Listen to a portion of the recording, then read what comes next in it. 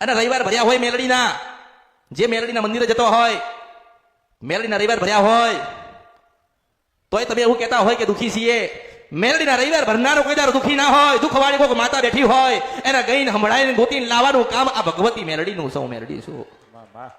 પણ તમે ભક્તિ કોઈ બીજી મેલડીની કરો છો અને માગવા કોઈ બીજી મેલડી પાસે આવ્યા છો.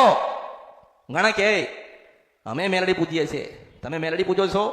મેલડી પૂજવા વાળો કોઈ દાડો દુબળો ના હોય. તારી ભક્તિ દુબળી થાય. હું મેલડી છું આ કળિયુગમાં. બાકી મેલડી બેઠી હોય ને તમે એમ કહો કે અમારું દુઃખ છે, તમારા અવતારમાં ખોટ પડ્યો કહેવાય. પણ બરાબર સાચવી ના હોય, નિવેજ પાણી ના લ્યા હોય, દીવા કે અગરબત્તી ના લ્યા હોય, મેલડીનો આનંદ ના કરાયો હોય તો જીવનમાં ઘરમાં અજવાળા થતા નથી. નથી નથી નથી નથી નથી નથી નથી. મેં કોઈ કીધું નથી કે તમે રવિવાર આવજો કે રવિવાર ભરજો. મારે તો મેં કીધું છે કે મારે હજારો કરોડો લાખોની કોઈ જરૂર નથી. મારા 50 સેવકો, મારા દીકરા નાની વહુઓ, મોટી દીકરીઓ બધી બેસીને મેલડીને સાંભળે.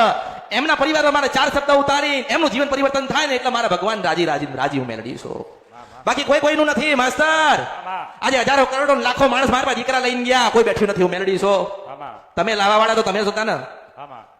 દુઃખ મટાડવું તાર તમને મળ્યા હતા ને. તમને લોકોને મળ્યા હોય ને દુઃખ મટાડવું તું તો મને મળવું તું તમને મળ્યા હતા ને. આજે તમારી માના પાસે સુખ લઈ લીધું, તમારી માન ભૂલી ગયા ને બીજા દેવના દીવા કરીને ભક્તિમાં લાગી ગયા.